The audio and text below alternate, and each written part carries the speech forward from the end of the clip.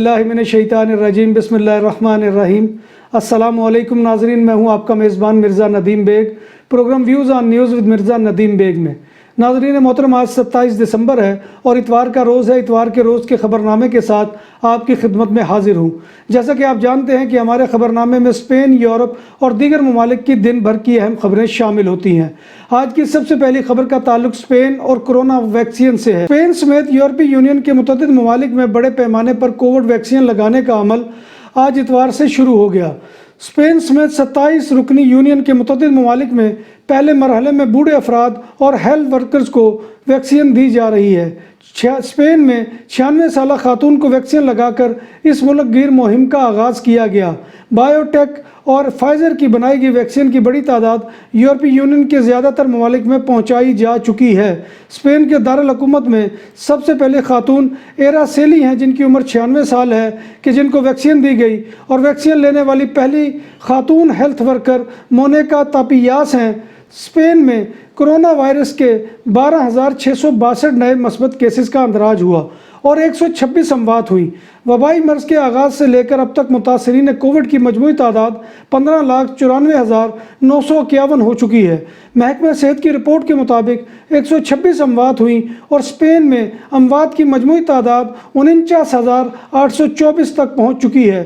Catalan محکمہ صحت کے اعداد و شمار کے مطابق کاتالونیا میں RT میں کووڈ کے پھیلاؤ کی رفتار میں کمی آئی ہے اور آخری گھنٹوں میں یہ رفتار 1.20 سے کم ہو کر 1.16 رہ گئی ہے۔ تاہم وبا کی ری گروتھ کا خطرہ بڑھ گیا ہے۔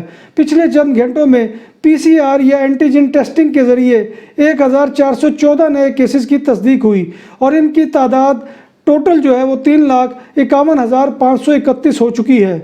بارسلونا کے شہریوں کی اکثریت کووڈ لگوانے کی حامی ہے اور 70% ویکسین لینے پر راضی ہیں، لیکن ان میں سے 37.5% کا کہنا ہے کہ وہ لگوا لیں گے، جبکہ 12% کا کہنا ہے کہ وہ ویکسین نہیں لگوائیں گے، جبکہ 15% ایسا سوچتے ہی نہیں ہیں۔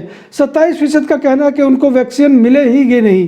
خواتین اور ینگ لوگ ویکسین لینے میں سب سے زیادہ ہچکچاہٹ محسوس کر رہے ہیں۔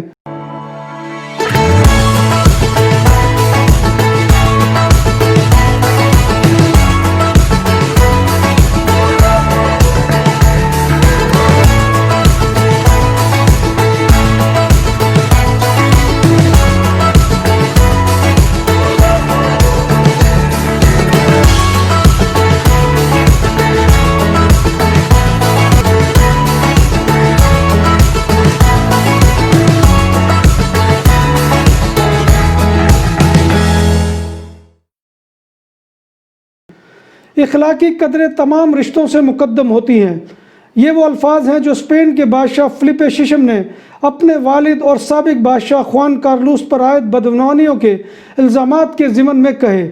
بادشاہ فلیپے ششم نے کرسمس کے موقع پر اپنے خطاب میں نام لیے بغیر اپنے جلا وطن والد کا ذکر کیا۔ انہوں نے کہا کہ 2014 میں پارلیمنٹ میں نے ہی ان اخلاقیات اور اصولوں کا حوالہ دیا تھا۔ عوام جس کی ہم سے توقع کرتے ہیں وہ اصول جو ہم سب پر کسی رعایت کے بغیر لاگو ہوتے ہیں، جو ہم سب کے لیے ہے، سب سے اہم ہے، خواہ ان کی نوعیت کچھ بھی ہو، ذاتی یا خاندانی۔ یاد رہے کہ اسپین کے شاہی خاندان کی کرپشن کے گزشتہ کئی سالوں سے چرچے ہیں اور موجودہ بادشاہ اسپین کے والد اور سابق بادشاہ خوان کارلوس پر کرپشن کے الزامات ہیں، اور وہ اس سال اگست میں ابو ظبی فرار ہو گئے تھے اور خود ساختہ جلا وطنی اختیار کیے ہوئے ہیں۔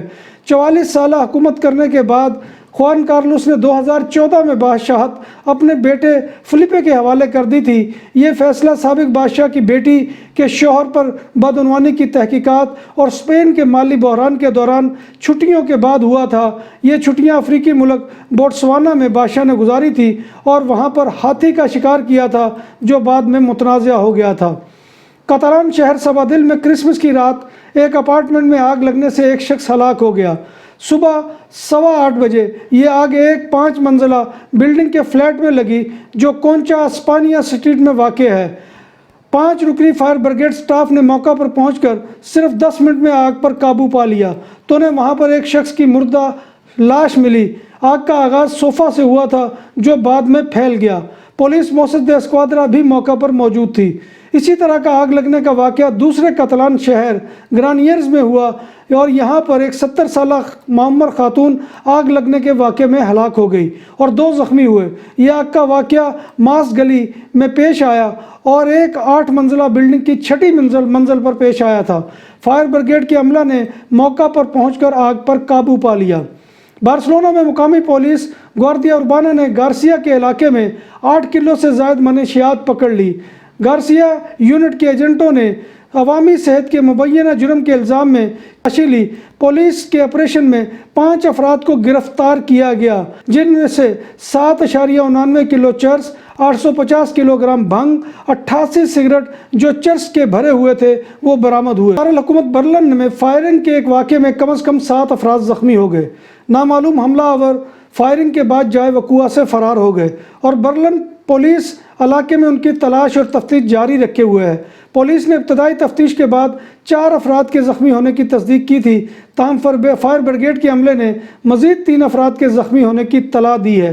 پولیس نے بتایا ہے کہ نامعلوم حملہ آور فائرنگ کے بعد جائے وقوع سے فوراً فرار ہونے میں کامیاب ہو گئے۔ یورپ اور برطانیہ کے لیے PIA کی پروازوں کی آخری امید بھی دم توڑ گئی۔ یورپی یونین ایئر سیفٹی ایجنسی ایاسا نے Pakistan international air line PIA کے خط کا جواب دے دیا۔ PIA انتظامیہ نے بھی یورپی یونین ایئر سیفٹی ایجنسی کا جواب موصول ہونے کی تصدیق کی ہے۔ خط کے جواب میں ایاسا نے سول ایوییشن اتھارٹی کے سیفٹی آڈٹ کے بغیر PIA کو پروازوں کی اجازت دینے سے انکار کر دیا ہے۔ ایاسا کی پابندی نہ صرف PIA کے لیے بھاری نقصان کا سبب بن رہی ہے بلکہ غیر ملکی ایئر لائنز کو اپنا آپریشن وسیع کرنے کا بھی موقع فراہم کر رہی ہے۔ رواں ماہ کے اوائل میں برطانوی ایئر لائن ورجن اٹلانٹک نے اسلام آباد اور لاہور کے لیے براہ راست پروازیں شروع کی ہیں، جبکہ برٹش ایئر ویز پہلے ہی اپنا آپریشن اسلام آباد اور اب لاہور تک بڑھا چکی ہے۔ آسٹریلیا بھر میں 28 دسمبر 2020 سے 17 جنوری 2021 تک کرونا وبا کے باعث مساجد اور اسلامی اداروں میں اجتماعی نمازیں اور نماز جمعہ کے اجتماعات معطل کر دیے گئے ہیں۔ مساجد کو ذاتی طور پر نماز ادا کرنے اور نماز ادا کرنے کی خدمات کے لیے کھلا رکھنے کی اجازت دی گئی ہے۔ برطانوی حکومت نے اعلان کیا ہے کہ آئندہ سال اپریل سے تنخواہوں میں اضافہ کیا جائے گا۔ تفصیلات کے مطابق حکومت نے کہا ہے کہ تنخواہوں میں اضافے سے برطانیہ میں کم سے کم تنخواہ پانے والے تقریباً 20 لاکھ مزدوروں کو تنخواہوں میں اضافے سے فائدہ ہوگا۔ مصر میں ہسپتال کے انتہائی نگہداشت یونٹ میں آتش زدگی سے کرونا وائرس کے متاثرہ 7 مریض ہلاک اور 5 زخمی ہو گئے۔ غیر ملکی خبر ایجنسی کے مطابق مقامی پولیس نے کہا ہے کہ آگ قاہرہ کے مضافاتی ضلع اوبور کے نجی ہسپتال میں لگی۔ پولیس نے کہا ہے کہ واقعے کے بعد زخمیوں اور دیگر مریضوں کو قریبی ہسپتالوں میں منتقل کر دیا گیا ہے۔